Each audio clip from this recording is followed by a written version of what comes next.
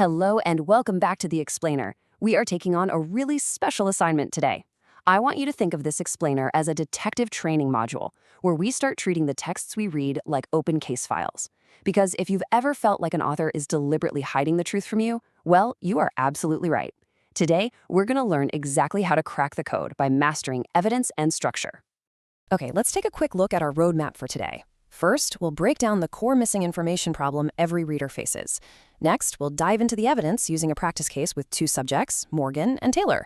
Then we'll map out the 5 plot stages, compare some narrative structures, run through a couple of knowledge checks, and finish up with a recap before you transfer these skills to your own reading. Let's get to it. Section 1. The missing information problem. Let's talk about the main obstacle standing between you and the truth of a text. So here's the deal. Whenever you open a new story, you are immediately hit with the reading problem. You have incomplete information about a person, and you have to decide which clues are actually reliable and useful. See, authors rarely just hand us all the facts up front. It's like a giant puzzle. You can't just trust everything you read right away. You have to investigate, dig deep, and actively filter out the noise. Moving on to Section 2. Morgan and Taylor, the evidence.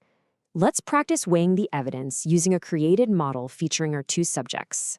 The absolute golden rule of being a text detective is this: you must never guess beyond the evidence. Seriously, you have to clearly distinguish between an observable fact, which is an action or piece of dialogue you could literally record with a camera and a microphone, and an interpretation. An interpretation is often just a narrator's unsupported opinion or feeling about something. Notice how this plays out when we compare two different descriptions. Description A gives us hard proof. It relies entirely on observable actions and actual dialogue between Morgan and Taylor. We can see what they do, we can hear what they say. But then look at Description B. It relies completely on a narrator's interpretation. It just feeds us an unsupported opinion about Morgan. As detectives, Description A gives us way stronger evidence to actually work with. So, how do we crack a case efficiently?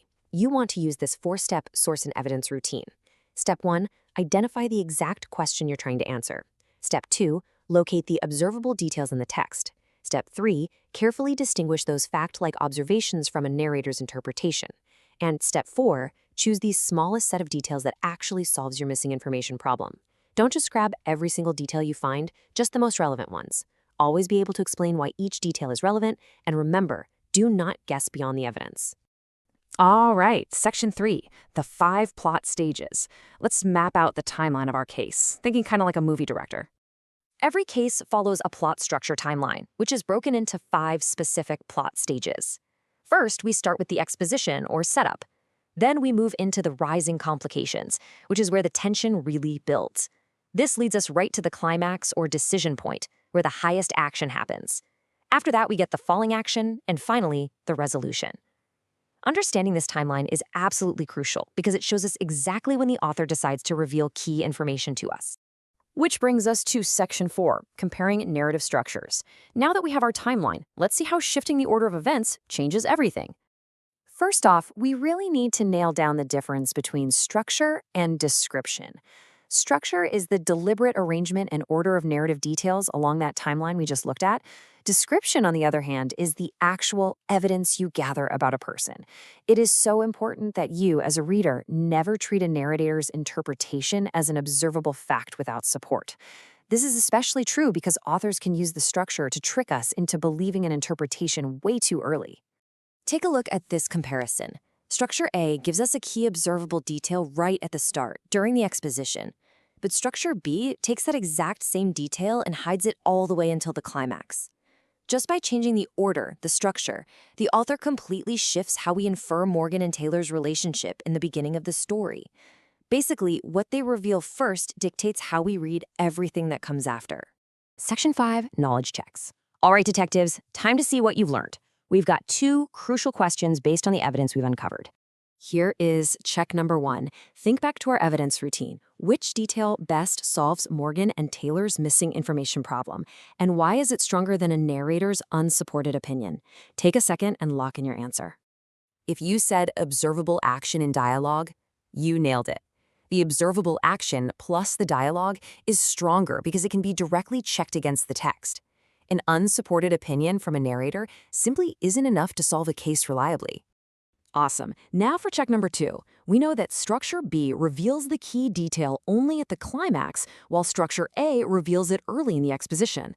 How does this structural difference actually change your inference as a reader? The correct answer here is all about timing.